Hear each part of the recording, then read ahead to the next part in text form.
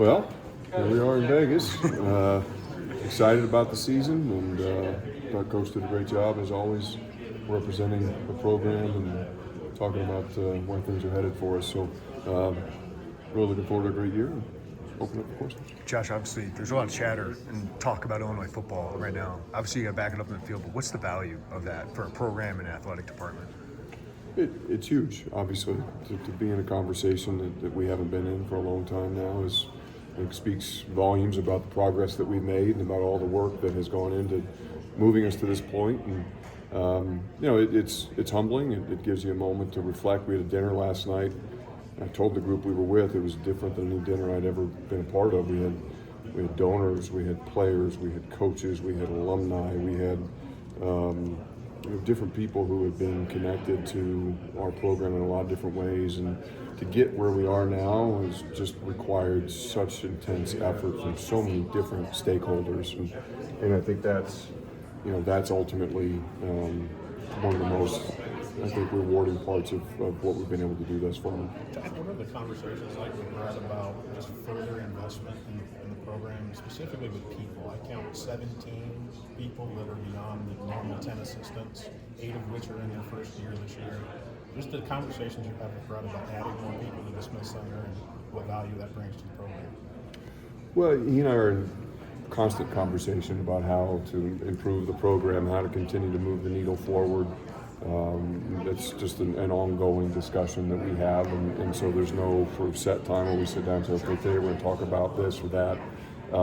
But we're always trying to monitor what's happening around us, think about new needs within the program. Obviously, things have changed a lot here just in the last month around what college football is going to look like going forward, and so we want to make sure that we're staffed appropriately, that we have the human capital pointed in the right direction to allocate and make sure we're capitalizing on the opportunities that are in front of us. So there's no moment, there's no exact science to it, but it's just continuing to look at all facets of our football program and making sure that we're investing appropriately to move the needle forward. At this event, is there an opportunity to meet with and talk with the other 17 athletic directors from the conference, and what are those conversations like? Sure. One thing about being part of the Big Ten is we're together a lot as a group of athletic directors. We have actually weekly calls at this point. We're together in person probably 6 or 8 times a year. We do have a couple new faces in the group, people that we've met now digitally but not in person, and so this week will be the first chance we've had to be around them in the flesh for the first time. But we have a lot to talk about. Obviously, we've been undertaking a pretty intense project here over the last year, and even though July 1st is now behind us, we still have a lot of work to do, and as Tony talked about in his remarks, our time frame got condensed from when the settlement was approved until when the effective date came, and so it's very much an ongoing work, and there's a lot of discussion that still needs to happen around where things are headed. It's only been 3 weeks or so of the House settlement. What are you seeing right now? What are you guys experiencing right now as it becomes reality? Yeah, it's I think been relatively smooth for us at the beginning. We've been able to get a lot of our athletes under contract. We've started those payments now. I think July 15th was our first pay date, if you will, and so we had a lot of money that moved out into the pockets of our athletes. It was a kind of a seminal moment, and had the chance to sit down and sign revenue share agreements and think about what this kind of moment is in the history of college athletics, and certainly at the University of Illinois. And so I think these first few weeks have been pretty smooth.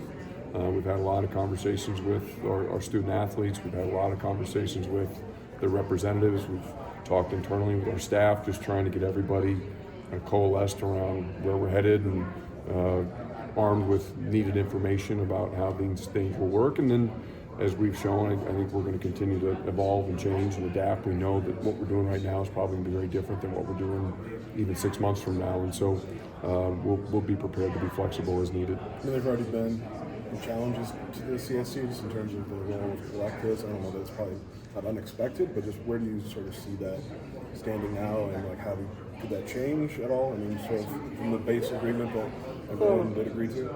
I talked about this a little bit during the media roundtable a couple weeks ago. I think the system will be tested. I think that's to be expected. I don't think the fact that it's tested suggests that there's a problem with it. I think it'll continue to grow and evolve. We'll refine it, we'll polish it. Some of those changes will come through internal conversation. Some of those changes may come from outside pressures or outside influence. But we shouldn't expect it to be perfect when we come out of the box.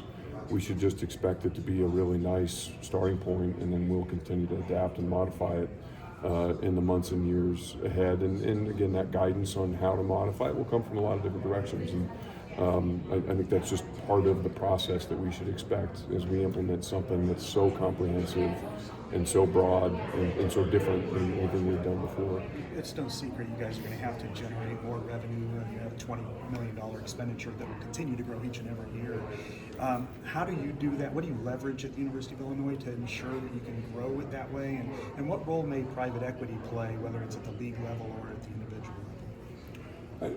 Every athletic program in the country at this point is looking very critically at their operation and trying to identify new and different ways that they can generate revenue, and Illinois is no different than that. Trying to evaluate our operation and see where there might be some underutilized assets, where there might be some new opportunities created through technology, through some of the new rights that we're acquiring from our student athletes as part of the revenue share process. And it'll be an ongoing process. We're probably going to try some things. Some of them hopefully will work. If some things don't, then we'll be prepared to pivot away from them. And I do think that evaluating opportunities for outside capital, whether it's at the institutional level, the conference level, again, everybody's having those conversations. I don't know if any of them will ultimately come to fruition and come across the finish line. But we're at a point now where the business of college athletics is growing. It's becoming much more sophisticated than it's ever been before. And so we'd be negligent if we weren't evaluating some new and different approaches to the things that we've done historically. Josh, I know we're a long way from here to possibly there. When we talk about, say, a 16-team playoff field, how many conversations are you guys having with the players themselves about longer seasons and the protections they may want with all of this? We haven't progressed yet to a point where we're getting a lot of feedback from the players. And I think the players obviously want the chance to participate in the postseason. That's the thing that they want more than anything. And so as we evaluate what that postseason experience looks like, we all understand that a bigger field is going to create more opportunity for the young men who participate in our programs to play in that postseason. We have to be mindful again of how many games it involves, but you also now have the offset of the fact that most of these athletes are earning significant amounts of money to participate in our programs, and so there's a give and take here where we might be raising some expectations and some demands for our student athletes in terms of their time, their commitment. But we think that's justified given some of the changes that are happening across the landscape. Illinois has had some successful seasons over the years, but sustained success has been elusive. Why is it different under Brett Bielema? Well, I think it's just something that he and I have focused on from our very first conversation. The very first time he and I spoke, we talked about that being the objective. Illinois has had an interesting history. We've had moments where we've been to the top of the mountain. We've won Big Ten championships. We've played in Rose Bowls. What's made us a little bit different is we haven't always capitalized on those moments of success and made them springboards to even greater success. And so we've done a lot of due diligence and thought about why those moments have happened, where we've had sort of these fairly precipitous drops following moments of success. And I think he and I understand, again, what the objective is. We've been really focused on building this in the right way with a solid foundation that hopefully allows us to just stay on a really solid trajectory on the upward path that we've been on. And a lot of it goes back to his leadership. I mean, he's just such an exceptional leader. He's a great voice for this program. He has a strong vision for where he wants Illinois football to go. And because of the way he works, the reputation he has, I just have great confidence about where we're headed. He's clearly not afraid to use his voice. I mean, he's been doing this a while. What do you think about that? What does that do for you guys when you have a coach who's as willing to be as outspoken on certain topics as he is? It just continues to help raise the profile of our program, and I think we're at a moment now where we welcome that. We want some of that attention. We want people to pay attention to what Illinois football is and has become, and he's obviously a very recognizable figure in college athletics and college football specifically. He generates a lot of interest in ways that perhaps coaches with a lower profile wouldn't, and because of where we are now, again, maybe at different moments that's not a spotlight that we would welcome, but at this point, and with where we are and where we'd like to go, I think that's a needed next step for Illinois football, and so for him to bring some notoriety and some attention to what we're doing is a really positive thing. A couple answers ago, you referenced potentially asking more of players. Would that have something to do with like opt-outs, needing to play in bowls versus opting out? It could.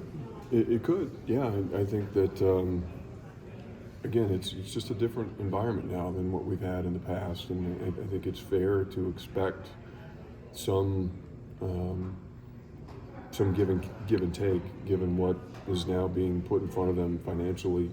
And I'm not expecting this. We're not going to go to a 25-game season. I'm not talking about changing dramatically what those expectations are, but ultimately, does that put us in a position to really encourage them to play in postseason games? I think it could. I think that'd be a positive step. And so, sort of connected to that, just as you look into the future, do you have any concern that as the playoff becomes more established and people become more used to the playoff, that players might start opting out of the playoff bowl games? Because they really haven't done that to a significant degree yet. I hope not. I think everybody always has to make their own decisions about what they think is in the best interest of their future opportunity. I worry a little bit that in recent years, the opt-out of the bowl game has become more of a status symbol than a necessity for some players, where they worry about it's not always just the prospective first-round draft picks who are opting out of these games at this point. And, I think that's something that I hope we can address. I think it's better for college football. And ultimately, I think it's better for our players if they play. Those bowl games provide an unbelievable platform for them to play against high-level competition, to receive national attention for their performance. I think those are games that scouts want to see them playing. Gives them a chance to get film against great competition. But we'll see. Like everything else, the world's changing quickly, and so we'll see what some of the downstream effects are of some of these changes. You mentioned signing some of those Revshare agreements, and did you reflect on kind of where things were? Like, what have been the reactions in some of the athletes as you go through that process together? Like, what are their thoughts? They're excited. I mean, it's something that we've tried to communicate about with them for some time now. Things have been building toward this for a year, and so now to be at least this first marker in our journey together is meaningful. I think they recognize it for what it is, and it's exciting for them. I think they recognize that they're in the first wave of student athletes to ever have this opportunity, and of course, when the dollars first hit their checking accounts, those are pretty exciting moments for them too. And so it's been a good experience for them, and I think a really collaborative one for us with them. Josh, you've mentioned repeatedly the leadership of Tony and what that's meant to the league and to every school.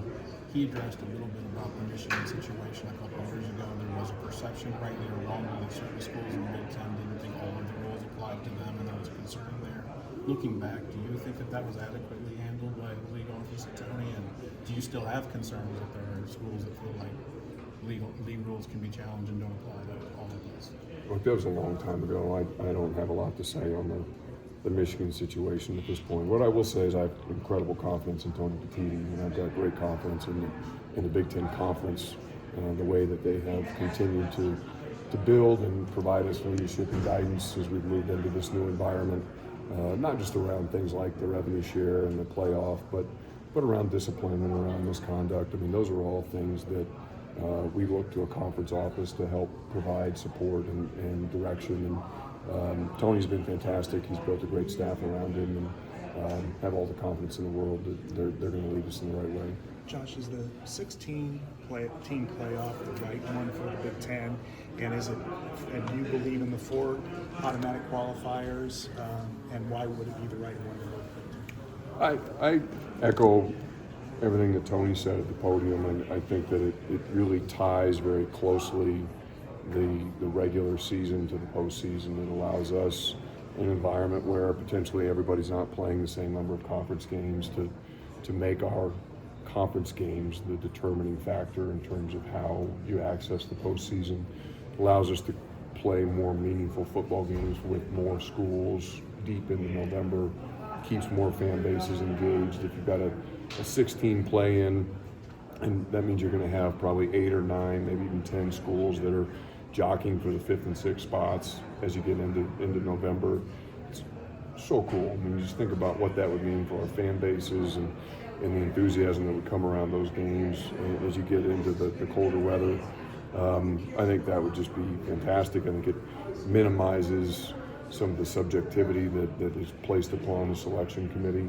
It's really hard for them to start comparing what are really apples to oranges comparisons. It's just really tough to look at a 3-loss team in the Big Ten versus a 2-loss team in the Big 12 versus a 2-loss team in the ACC versus a 3-loss team in the SEC. It's really, really hard to do. And so we believe in trying to prove it on the field, let the conferences determine for themselves, create a lot of excitement around the end of our regular season, and then we think it creates just a great postseason experience. Josh, you mentioned your Big Ten meetings with ADs. You're now, I think, the second longest tenured AD. Ward just a few months ahead of you. What's your role in all of that now? How has that evolved as you've become one of the more senior most ADs here?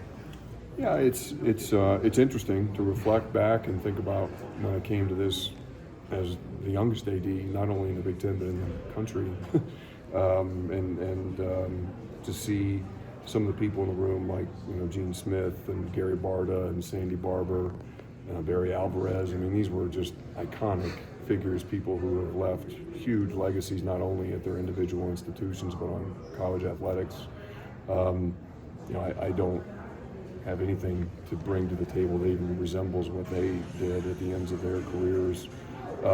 But it's, I guess this is one of those jobs that the more you do it, the more you learn. And so having done it now for a while, I've learned a lot. And hopefully we're in a position now to benefit from that in the room that we sit in. And what's great is we have an unbelievable group of athletic directors. I mentioned we've had a lot of turnover here in the last several months. We have some new faces in the room. That's always kind of invigorating. We bring in some new energy, different perspectives, different experiences. And so one thing that's great about our room is, maybe I'm one of the longer tenured people there, but my voice doesn't really carry any more weight than anybody else's. It's a room where we invite conversation. We want everybody to feel empowered to share their perspective. And I think that's been a major part of the progress we've been able to make as a conference is everybody's opinion is valued. And there's a forum there where everybody feels comfortable sharing it. Josh, you've all been publicly on the same page when it comes to supporting the commissioner, supporting automatic bids for the playoff and so forth, in a way that, frankly, the SEC and others have not been. Is it that copacetic behind closed doors? I mean, obviously you guys do a little bit of planning as far as public presentation, but why do you think everyone is on the same message here in Big Ten? Because I think we've got the right ideas, and we believe in the things that we're putting forward for consideration, and it's not always that copacetic behind the scenes. I mean, the concepts that we put together, the ideas that we discuss, are the result of hours of deliberation, conversation, study, analysis, and when you do the work and you really critically think through the different situations that are in front of us, then it puts everybody in a confident position to come out of those rooms and feel good about the ideas that we've developed and really locking arms behind supporting those approaches. And again, I think it goes back to what I was saying earlier. Everybody's opinion is valued. You have a chance to share your thoughts. But there's also an expectation in the Big Ten that when the door opens and we walk out here and visit with you guys, that we're going to be aligned. That has always been. I was told that back to when I was a young starting athletic director here. I remember in one of my first meetings, a couple of the senior athletic directors pulled me aside and helped me understand that in the Big Ten, when the room is closed, when the door is closed, you say whatever you like, but at the end of the day, it's expected that when a consensus develops, that everybody falls in line behind the consensus, and that's been a tradition in this conference for decades, and one that I think we hold very strongly, and one that we're very proud of. How are football ticket sales going? How do they compare to previous seasons? Ticket sales are fantastic. Our fans are really excited about the upcoming season. We're just shy, I think, right now of 40,000 season tickets, which is a dramatic increase from where we've been in prior years. I think we'll end up probably north of 43,000 season tickets. We expect most of the rest at this point to be in students, so we should probably get another 3,000 to 4,000 student season tickets before the first the opener. Single game sales I think start on Thursday, and people are really excited. We've got some great games on the schedule, and obviously a fantastic team to put on the field. So it should be a good combination.